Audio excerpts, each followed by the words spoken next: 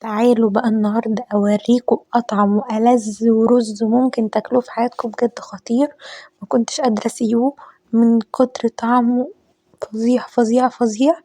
وريحته يا جماعة قلبت البيت، بجد مطلع ريحة فظيعة فظيعة فظيعة. بشوية كبد وقوانص قد كده هنعمل احلى رز واجدد رز ممكن ناكله في حياتنا. تعالوا بقى مع بعض نشوف المكونات اللي هنستخدمها في الرز بتاعنا. اول حاجة كمية الرز اللي احنا هنستخدمها: معلقة ملح كبيرة، ومعلقة فلفل اسمر كبيرة، معلقة كزبرة كبيرة، ومعانا الكبد والقوانص بتاعتنا شوية حلوين كده، ونكون غاسلينهم ومنضفينهم كويس اوي اوي اوي، ومعانا 3 بصلات كبار، ومكعبين من المرقة. حلتنا بقى على النار وهننزل بيهم كده بشوية سمنة، وهننزل بالسمنة كده بكام حتة دهنة نسيحها مع السمنة، الدهنة بتدي ريحة وطعم حلو لأي حاجة يا جماعة. ونفضل بقى نقلب الدهنة بتاعتنا كده لغاية ما تسيح في السمنة. بعد شوية هنجيب بقى طبق الكبد والقوانص بتوعنا وننزل بيهم على الدهنة والسمنة كده، ونبتدي برضو ان احنا نقلبهم ونشوحهم كده. عايزة اقولكوا هتطلعوا ريحة خطيرة. هننزل بقى بالتوابل بتاعتنا: الكزبرة والفلفل الاسمر والملح، هننزل بيهم على المكونات بتاعتنا، وهنبتدي ان احنا نقلبهم كلهم مع بعض. ما تتخيلوش الريحة كانت عاملة ازاي، ريحة قلبت البيت. وهننزل بالمرقة بتاعتنا زي ما احنا شايفين كده. بعد ما نقلبهم ويتشوحوا شوية هننزل بقى بالبصل بتاعنا اللي احنا قطعناه، كان معانا 3 بصلات كبار، هننزل بيهم على المكونات بتاعتنا. والبصل طبعا بيسكر كده طعم الحاجة وبيديها تتبيلة تحفة في أي حاجة. ونبتدي ان احنا نقلب البصل بتاعنا مع المكونات دي كلها. هبتدي بقى ان انا اقلب عشان الريحة تبقى احلى وكل المكونات تتوزع مع بعض. وهنا انا كنت مجهزة حلة كده فيها شوربة الفراخ اللي انا كنت عاملاها مع الرز.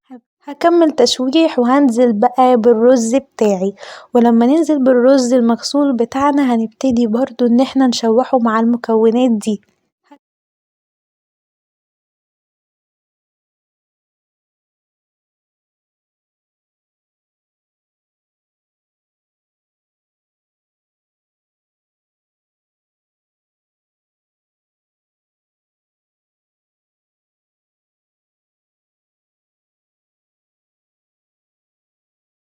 لازم نفضل نقلب الرز مع المكونات برضو ونسيبه ياخد لون التشويح كده.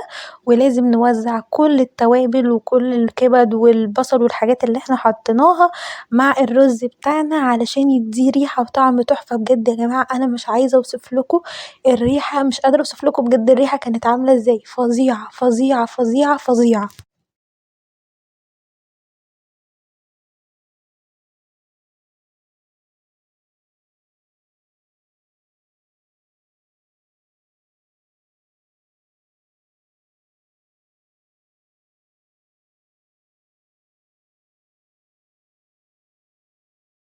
بعد ما الرز اتشوح حبة حلوين وادانا اللون البني الحلو ده، هبتدي بقى ان انا انزل عليه بالشوربة بتاعتي واقلبه كده بالشكل ده، واسيبه يغلي على نار عالية لمدة 10 دقايق، وبعدين هوطي عليه. بجد لازم تجربوا الطريقة دي بشوية كبد وقوانص قد كده، هتعملوا اطعم رز ممكن تاكلوه في حياتكم. فظيع، كأنه رز حشو حمام، بجد كان فظيع، اي خطير خطير. وكل اللي كله شكر فيه، بجد تحفة تحفة تحفة تحفة. ولا الريحة دي كانت في حتة تانية، انا كل شوية كنت اروح اشم فيه.